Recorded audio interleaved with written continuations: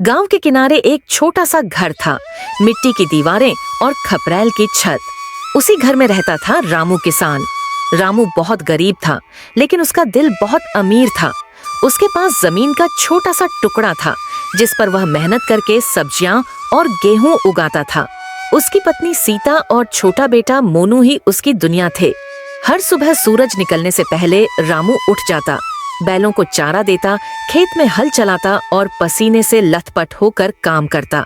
लोग कहते थे, रामू जितना मेहनती है उतना ही ईमानदार भी है। गांव में उसकी ईमानदारी की मिसाल दी जाती थी। एक दिन बरसात के बाद रामू अपने खेत में काम कर रहा था। अचानक उसकी कुदाल किसी सख्त चीज से टकराई। उसने मिट्टी हटाई तो देखा एक पुराना सा लोहे का डिब्बा। दिल तेज तेज धड़कने लगा। उसने डिब्बा खोला तो अंदर सोने के सिक्के और गहने भरे हुए थे। रामू हैरान रह गया। उसके दिमाग में एक पल के लिए आया, अगर यह धन मेरा हो जाए तो मेरी गरीबी खत्म हो जाएगी। लेकिन अगले ही पल उसे अपने पिता की सीख याद आई, बेटा, जो हमारा नहीं है उसे हाथ मत लगाना, ईमानदारी ही सबसे बड़ा धन है। रामू ने डिब्बा बंद किया और सीधा गांव के मुखिया के पास गया। उसने सारी बात सच सच बता दी।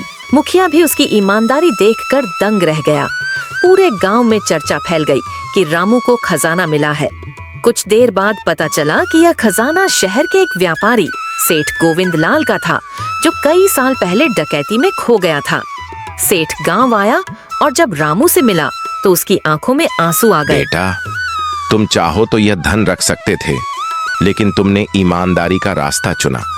आज भी ऐसे लोग हैं, ये देखकर मेरा विश्वास लौट आया, सेठ ने कहा। सेठ ने रामू को इनाम देना चाहा, लेकिन रामू बोला, सेठ जी, मैं बस इतना चाहता हूं कि आप मेरे बेटे को पढ़ाई में मदद कर दें, ताकि वह अच्छा इंसान बन सके। सेठ ने खुशी खुशी मोनू की पढ़ाई का पूरा खर्च उठाने का वादा किया और रामू को एक नई खेती की मशीन भी दी। कुछ साल बाद मोनू पढ़ लिख कर बड़ा अधिकारी बना और अपने गांव की तरक्की में लग गया।